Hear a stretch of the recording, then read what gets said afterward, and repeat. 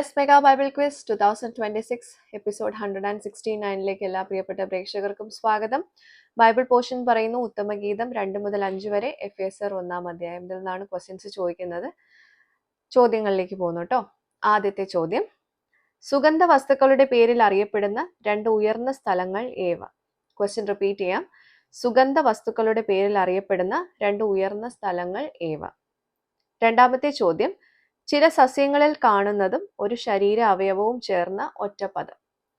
ചില സസ്യങ്ങളിൽ കാണുന്നതും ഒരു ശരീര അവയവവും ചേർന്ന ഒറ്റപ്പദം. മൂന്നാമത്തെ ക്വസ്റ്റ്യൻ, പാഠഭാഗത്തിലെ ഒരു പുഷ്പത്തോടു കൂടെ ഉപമിച്ചിരിക്കുന്ന അവയവം ഏത്? പാഠഭാഗത്തിലെ ഒരു പുഷ്പത്തോടു കൂടെ ഉപമിച്ചിരിക്കുന്ന അവയവം ഏത്? നാലാമത്തെ ചോദ്യം, ഒരു പക്ഷിയുടെ നിറത്തിന് തുല്യമാക്കി പറഞ്ഞിരിക്കുന്നത് എന്തിനെ? ഏത് പക്ഷിയുടെ? ക്വസ്റ്റ്യൻ റിപ്പീറ്റ് ചെയ്യാം. ഒരു പക്ഷിയുടെ നിറത്തിന് തുല്യമാക്കി പറഞ്ഞിരിക്കുന്നത് എന്തിനെ? ഏത് പക്ഷിയുടെ? അഞ്ചാമത്തെ ക്വസ്റ്റ്യൻ, 2 അവയവങ്ങൾ ചേർന്ന 6 അക്ഷര വാക്ക് ഏത്? 2 അവയവങ്ങൾ ചേർന്ന 6 അക്ഷര വാക്ക് ഏത്? അപ്പൊ ഇതൊക്കെയാണ് 5 ക്വസ്റ്റ്യൻസ് കേട്ടോ. ക്വസ്റ്റ്യൻസ് എല്ലാവർക്കും ക്ലിയർ ആയിട്ടുണ്ടാവുമെന്ന് കരുതുന്നു.